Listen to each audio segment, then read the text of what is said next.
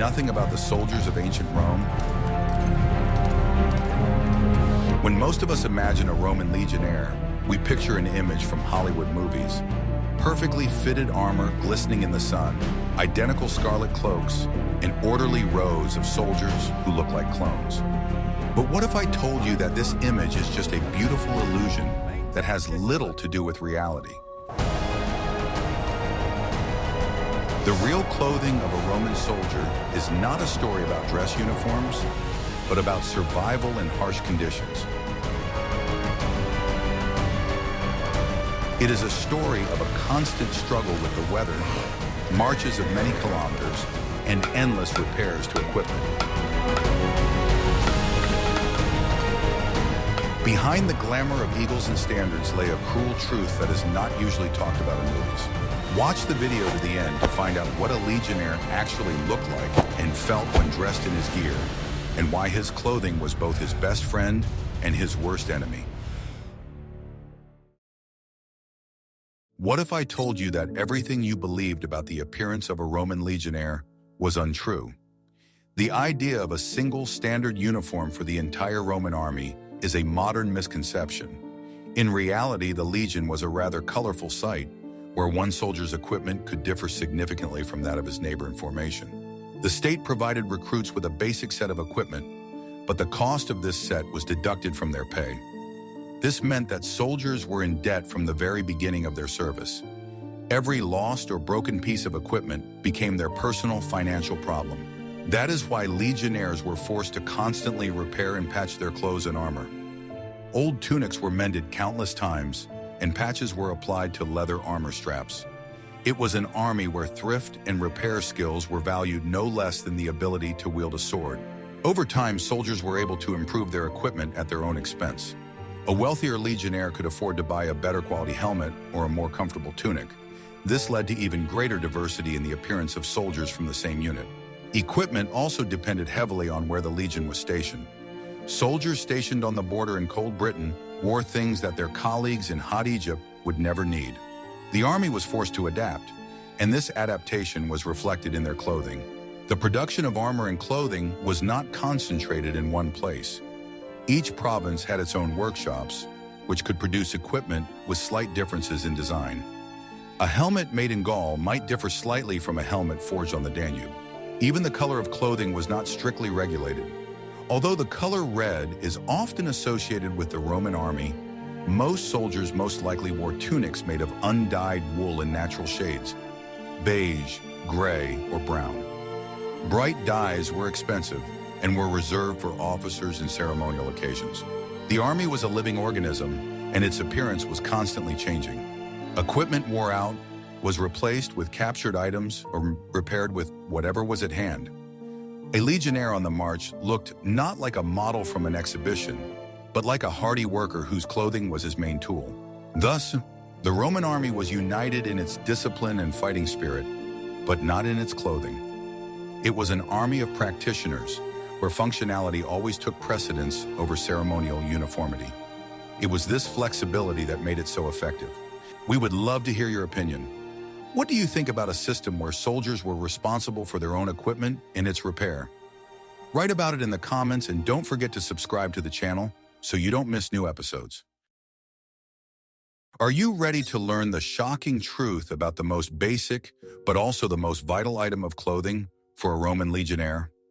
Forget about impressive armor and helmets with plumes. The real functional basis of every soldier's wardrobe was a modest tunic, tunica.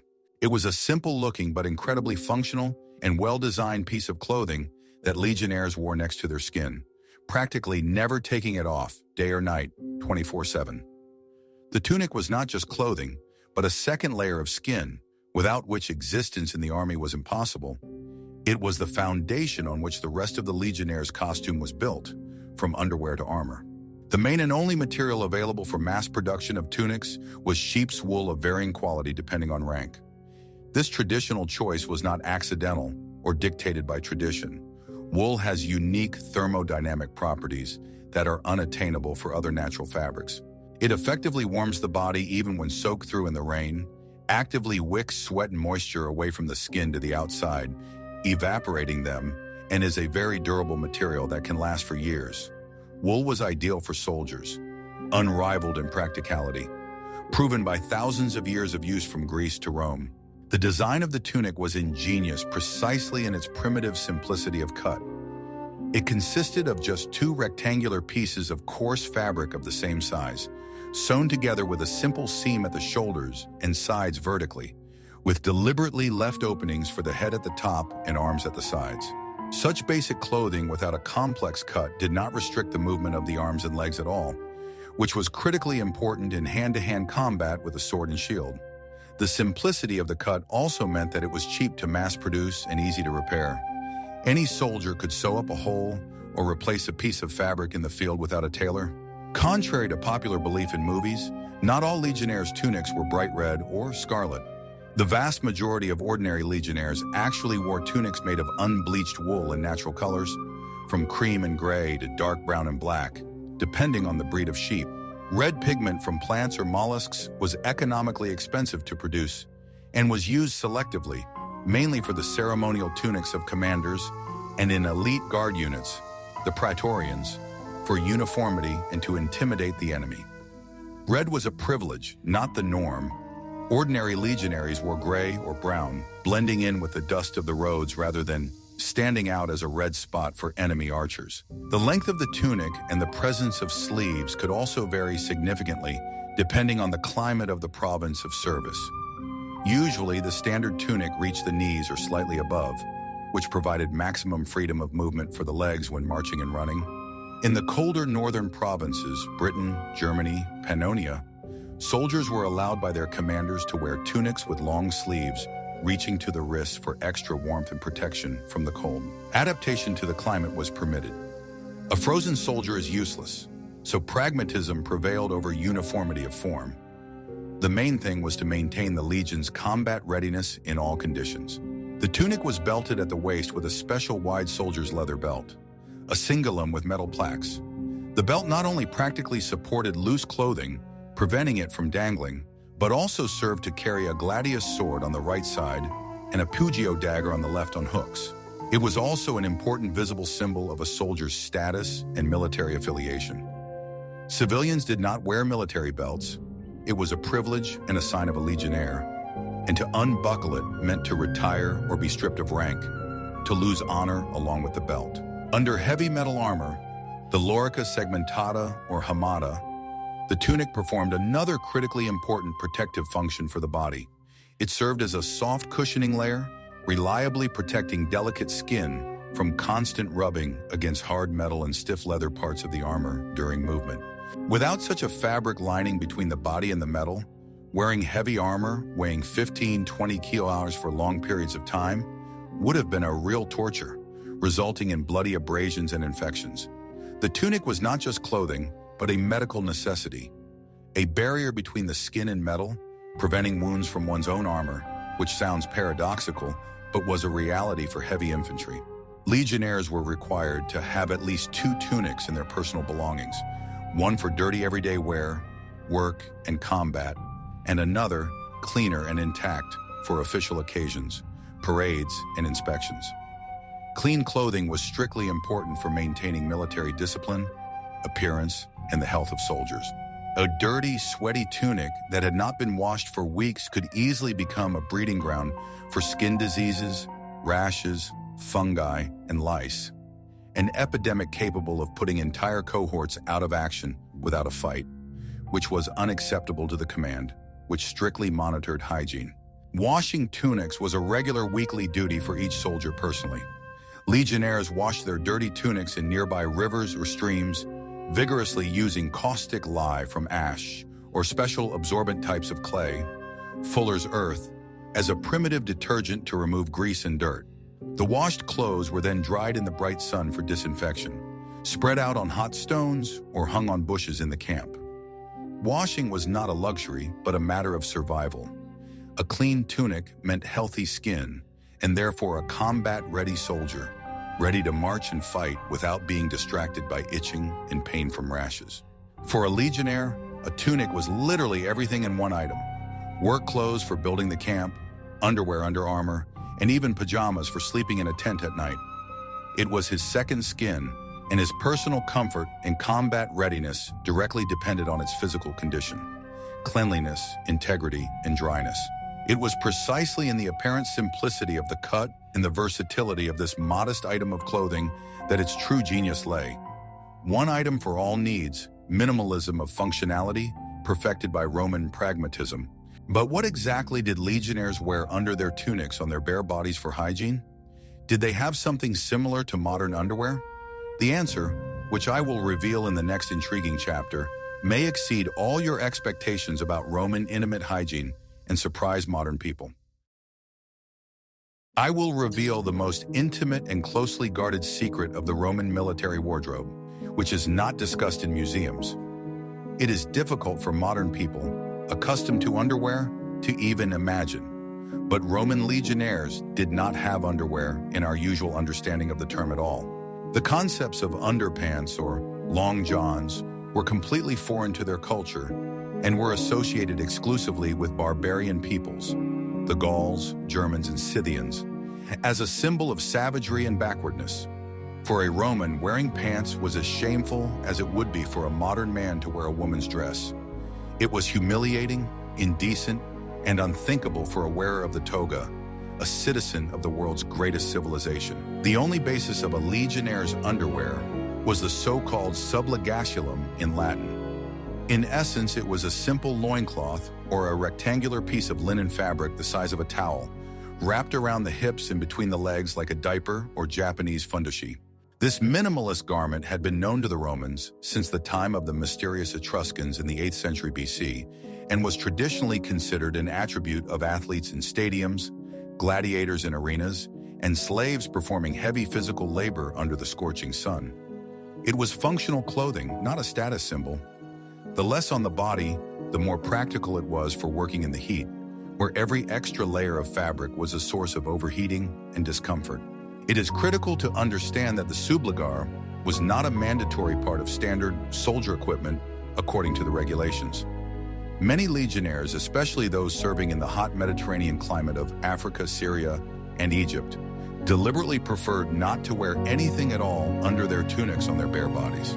This ensured the best possible natural ventilation of the groin and prevented painful skin chafing during endless, long marches of 25 kilometers a day.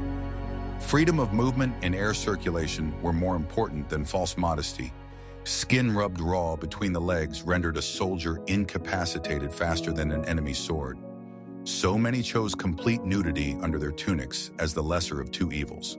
The subligacellum was usually made of affordable linen or thin soft wool, depending on wealth.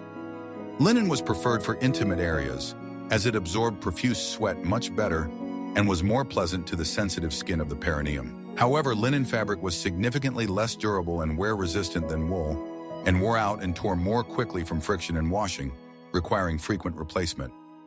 The choice of material was a compromise between comfort and durability.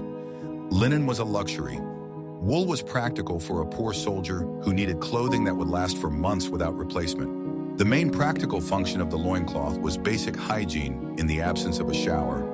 It effectively absorbed sweat from the groin and protected the expensive tunic from direct contamination by the body and secretions. Washing a small piece of fabric the size of a handkerchief was much easier and faster than washing an entire massive tunic. Saving water, time, and effort, the subligar was a consumable item that was changed and washed daily, while the tunic could be worn for weeks without washing, remaining relatively clean thanks to the protective barrier of the bandage between the body and the fabric. Wearing a subligar was also a matter of practicality during heavy physical work involving lifting.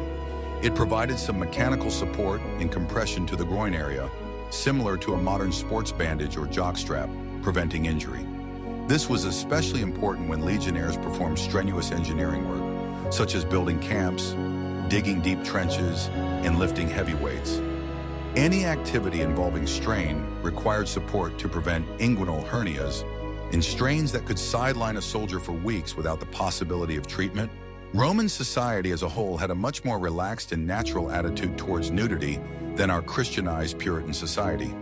Public baths were an absolute norm of everyday life for all classes, and the sight of a completely naked body did not cause moral shock or condemnation. It was a norm of hygiene. Therefore, the complete absence of underwear under a tunic was categorically not considered indecent, shameful, or immoral. It was natural, close to nature, and not a perversion. The shame of nudity was an invention of Christianity. Pagan Rome did not know this complex. The body was a tool, not a source of sin, so there was no need to hide it from oneself or others. Interestingly, the Latin word subligation etymologically comes from the roots subligo, to tie from below, and ligare, to bind, to tie with a knot. This descriptive name accurately and literally describes how this minimalist garment was worn. It was literally tied with a rope or knotted around the body at the waist and between the legs, held in place by ties rather than elastic, a technology unavailable to the ancients, which made wearing the loincloth an art that required practice so that it would not come undone and fall off at the most inopportune moment during a march or battle. The very idea of wearing long pants or any kind of closed underwear seemed ridiculous, absurd, and effeminate to the cultured Romans, a sign of weakness. They sincerely believed it to be a clear sign of the pampered nature of barbarians, unable to tolerate the cold, and of barbarism, backwardness from civilization. A true valiant Roman and legionnaire had to stoically endure any weather conditions, heat, cold, rain, in a single tunic without complaint, demonstrating the superiority of the spirit over the body. Trousers were a capitulation to the climate, an admission of the weakness of the flesh, unworthy of a citizen of Rome who, with his will and discipline, conquered not only enemies, but also nature itself, without resorting to barbaric tricks such as trousers to protect against the cold. Thus, the intimate world beneath a legionnaire's tunic was one of extreme Spartan minimalism without excess. Practicality in battle and basic hygiene were the top priorities, and modern ideas about comfort, propriety, and underwear had no significance or weight in decisions. This was another striking detail that clearly emphasized the harsh and utilitarian life of the Roman army, where everything was subordinated to a single goal: the effectiveness of the soldier as a fighting machine, rather than his personal comfort or conformity to the norms of decency of civilian society, which were a luxury of peacetime. What I am about to show you is an ingenious engineering solution that trod the earth from Britain to Persia. I am talking about caligae, the famous Roman military sandals. This footwear was not just part of the uniform, but a high-tech tool designed for marches of many kilometers. Caligae consisted of three main parts: a thick, multi-layered sole, an upper made of a single piece of leather, and straps. The sole was made of several layers of cowhide glued and stitched together. It could be up to a centimeter thick or more, providing excellent protection for the foot. The main feature of caligae was the heavy iron nails with large heads that reinforced the sole. Each sandal had between 80 and 100 such nails. They served several functions at once. They protected the sole from wear and tear, provided excellent traction, and turned the caligae into a formidable weapon in close combat. The upper part was cut from a single piece of durable leather. It had a complex system of slits that allowed it to fit snugly around the foot while leaving it open. This openwork design provided excellent ventilation. This air conditioning system was vital. It prevented the development of diaper rash and fungal diseases that could incapacitate entire units. Soldiers' feet remained dry, even in hot climates. However, this ingenious design had its drawbacks. In cold and damp climates, such as Britain or Germany, open shoes became a problem. Soldiers were forced to wear woolen socks, which was unusual for the Romans, but necessary. In addition, the nails on the soles made the caligae very slippery on smooth stone surfaces. Walking in them on the cobbled streets of cities was a real challenge. They were also completely unsuitable for snow and ice. Repairing caligae was a constant concern for legionaries. Nails fell out, straps broke, and soles wore out. Every soldier carried spare nails and tools to repair his shoes because his mobility depended on their condition. The service life of a single pair of caligae, when used intensively, did not exceed a few months. It has been estimated that during his service, a legionnaire could wear out dozens of pairs of shoes. This made shoemaking one of the most important crafts in any military camp. Despite its shortcomings, the caliga was the ideal footwear for the tactics employed by the Roman army. It was designed for long and fast marches across rough terrain. It was in these sandals that the Roman legions marched and conquered most of the known world. In the next chapter, you will learn how much the armor that a legionnaire wore every day weighed. Armor, or lorica, was the most expensive and important piece of a legionnaire's protective equipment. It was his shield against enemy swords and spears, but at the same time a heavy burden that he was forced to carry constantly. There were several basic types of armor, each with its own advantages and disadvantages. The oldest and most common type was lorica hamata, or chainmail. It consisted of thousands of small iron rings connected to each other. This type of armor was flexible, did not restrict movement, and provided good protection against cutting blows. The main disadvantage of chainmail was its weight, which could reach 10 to 15 kilograms. The weight was distributed mainly on the shoulders, which caused severe fatigue when worn for long periods of time. In addition, it was vulnerable to piercing blows, which could push the rings apart. The most famous type of Roman armor is the lorica segmentata. This armor consisted of horizontal metal plates connected by leather straps and buckles. It provided excellent protection against most types of weapons. Lorica segmentata weighed less than chainmail, about 9 kilograms, and distributed weight better across the body. However, its construction was very complex. The many leather straps required constant maintenance, they got wet in the rain, and broke at the most inopportune moments. Repairing segmentata in the field was a real problem. Repairing a torn strap or replacing a broken buckle was much more difficult than inserting a new ring into chainmail. Therefore, many legions, especially in remote provinces, preferred the old and reliable hamata. There was also a third type of armor, lorica squamata, or scale armor. It consisted of many small metal plates sewn onto a fabric or leather base. This type of armor was popular with standard bearers and musicians, as it looked very impressive. Regardless of the type, all armor required careful maintenance. After each battle or campaign, it had to be cleaned of dirt and rust. Soldiers used sand and oil to keep their armor in working order. Wearing armor in hot climates was a real challenge. The metal heated up in the sun, and the lack of ventilation led to overheating. The tunic under the armor would become soaked with sweat in a matter of minutes. Thus, the lorica was a double-edged sword. It saved lives in battle, but in everyday life, it was a source of constant discomfort and hard work. It was literally the weight of glory that every legionnaire carried on his shoulders. Are you ready for the shocking truth about what protected a Roman soldier's head? The helmet, or galea, was not just a piece of metal, but a complex piece of engineering, the design of which was constantly improved based on bloody combat experience. Its shape changed to reflect the new threats facing the empire. Early Roman helmets, such as the Montefortino type, were simple and functional. They were hemispherical in shape, with a small neck guard and massive cheek guards. Their main purpose was to protect against blows from above. However, as the empire expanded, the Romans encountered new enemies.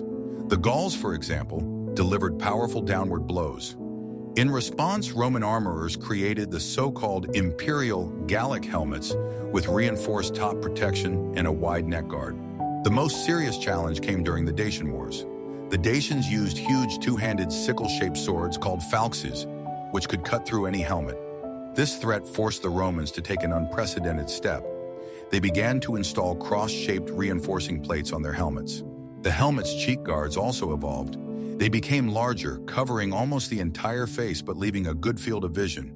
They protected not only from direct blows, but also from glancing blows that could strike the face or jaw. For additional cushioning, the helmet had a wool or leather lining inside.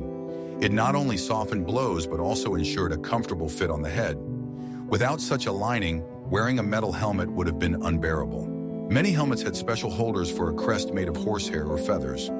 Contrary to what is shown in films, ordinary legionaries did not wear crests in battle, as they were cumbersome and gave away their position.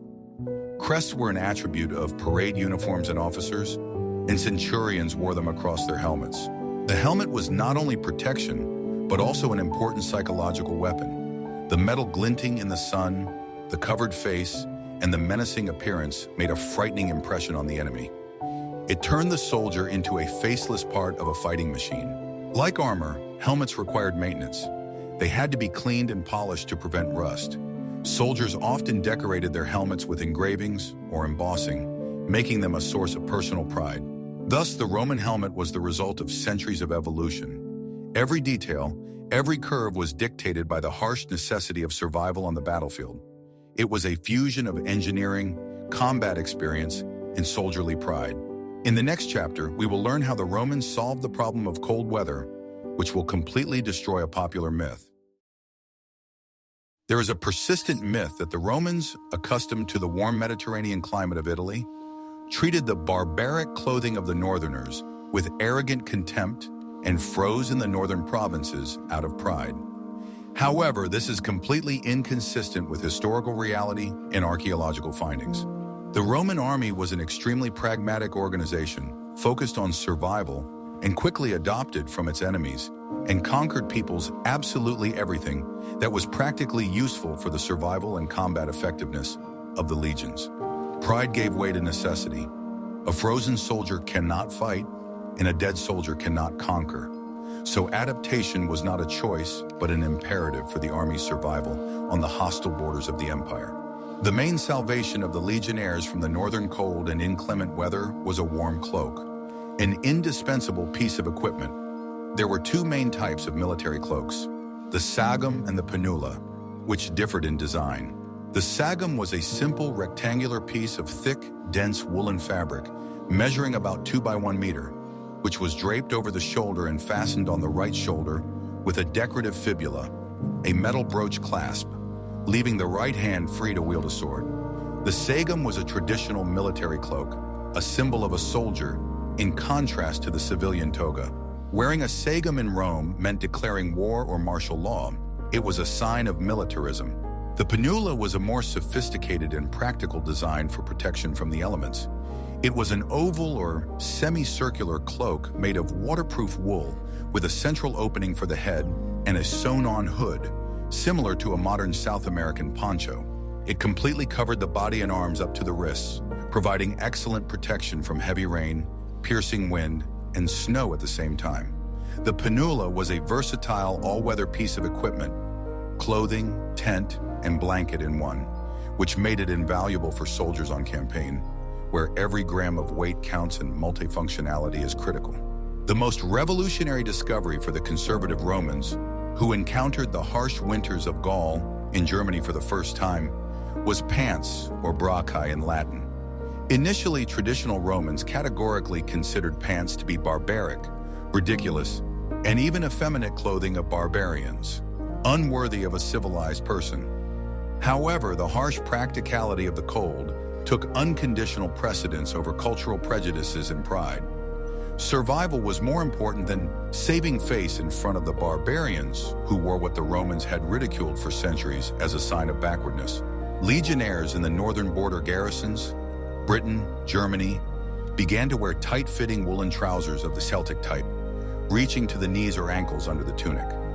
This revolutionary innovation was so critical to maintaining the health and combat effectiveness of the army in the cold that it was eventually officially approved and legalized by the High Command and even the emperors, despite protests from conservative senators in Rome. This is a striking historical example of Roman pragmatism triumphing over dogma. The survival of the army is more important than tradition, effectiveness is more important than principles, results are more important than form, which is what made Rome great. The ability to learn from enemies without false pride. For additional warmth for the feet and protection for the shins, wrappings were used, fasci crurales. These were long strips of woolen fabric about the width of a palm, which were methodically wound over the trousers from the ankle to the knee in a crisscross pattern like bandages. They effectively protected against the piercing cold of snow, the dampness of swamps, and minor injuries such as scratches from bushes, insect bites, and blows from stones while marching. The wrappings were cheap, versatile, and could serve as bandages in case of injury. Multifunctionality in the spirit of Roman efficiency in the use of resources. Another important element of a legionnaire's winter clothing was the focal, a woolen scarf or neckerchief. It was wrapped tightly around the vulnerable neck in several layers for warmth. Not only did it effectively protect the neck from the wind, but it also critically protected the skin of the neck from painful chafing by heavy metal armor and the edge of the helmet during prolonged wear. Without a focal, The skin on the neck would quickly rub raw from the friction of metal against sweaty skin during movement, making wearing armor unbearable. The scarf was a medical necessity, not a fashion accessory for warmth. In particularly cold weather below zero, soldiers could practically wear several layers of clothing at once, like an onion. For example, under the main thick woolen tunic, another additional thin linen tunic was worn as thermal underwear. This created an insulating air layer between the layers of fabric, which perfectly retained body heat, preventing it from escaping. Layering was the ancient equivalent of the modern system of layered clothing worn by tourists. Each layer added warmth, but the overall weight and thickness increased more slowly than with a single thick layer of the same warmth. Leather and fur elements were also widely used by legionnaires for additional body warmth. Soldiers in cold garrisons could wear vests or sleeveless jackets made of sheepskin with the fur inside, directly under their metal armor for warmth and cushioning. Leather or fur mittens, although not widely used in the ranks due to the inconvenience of holding weapons, were also used during static guard duty on the ramparts in severe frosts, when unprotected hands would freeze in minutes, rendering the soldier incapable of fighting. Frostbite was a real threat that maiming legionnaires without a single enemy. Thus, the Roman army not only did not freeze helplessly in the north, but also methodically created a very effective and well-thought-out, multi-layered system of winter clothing over centuries of service. It successfully adapted to the harsh conditions of the northern borders of the empire, adopting the best from the Celts, Germans, and Dacians. The popular myth of proud legionnaires freezing in open sandals in the snow, refusing to wear pants on principle, has no historical or archaeological basis. It is a romantic fiction that does not stand up to the test of reality, archaeological findings, and common-sense survival instincts. A legionnaire's equipment was not limited to what he carried on his person. He carried the heaviest part of his load on his back, on a special T-shaped pole called a pilum muralis. This entire camping kit, together with the pole, was called a sarcina. The total weight of the sarcina could reach 20-30 kilograms. With this load, as well as in full armor and with weapons, a legionnaire had to walk up to 30 kilometers a day. This required incredible physical endurance. The sarcina included a mesh bag with personal belongings. It contained spare clothing, hygiene items such as a scraper stridulus, and small personal valuables. Each soldier had his own small treasure. A bronze cooking pot was a mandatory part of the load. Soldiers also carried provisions for several days. This was usually grain, which they had to grind themselves with a hand mill and bake into flatbread. The most important part of the load was tools. Each legionnaire carried a pickaxe, delabra, a basket for earthworks, a saw, or an axe. The army was not only a fighting force, but also a huge construction organization. It was with these tools that the soldiers built a fortified camp every evening after a tiring march. They dug a moat and built a rampart. For the palisade on the rampart, each carried 2 pointed wooden stakes. A leather water bag was also attached to the sarcina. In hot climates or arid areas, having a sufficient supply of water was a matter of life and death. Losing a water bag was worse than losing part of one's equipment. This entire structure was hoisted onto the shoulder and required skill to carry.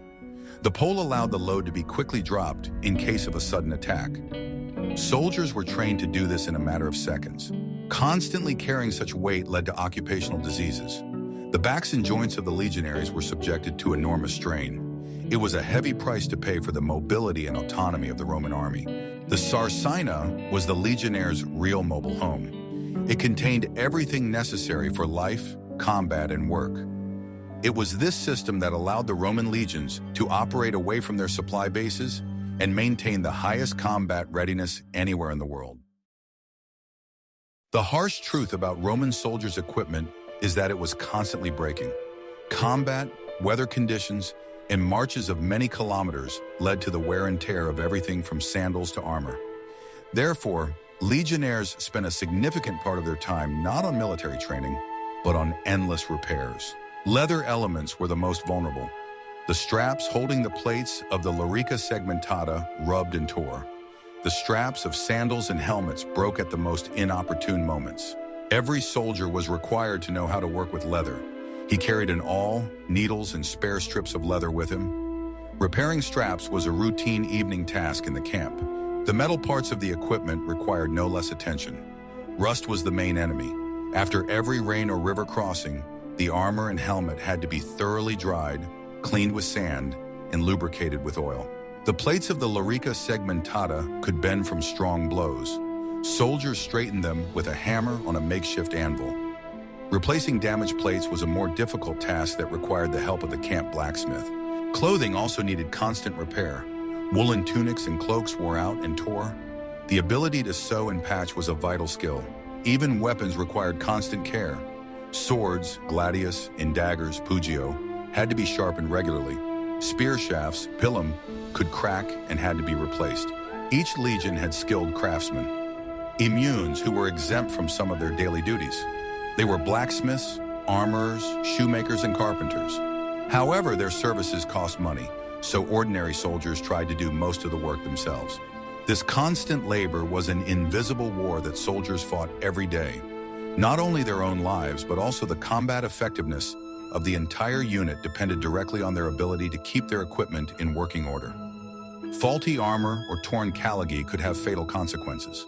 Thus, the life of a legionnaire was that of a skilled worker. He was a shoemaker, a cobbler, and a locksmith.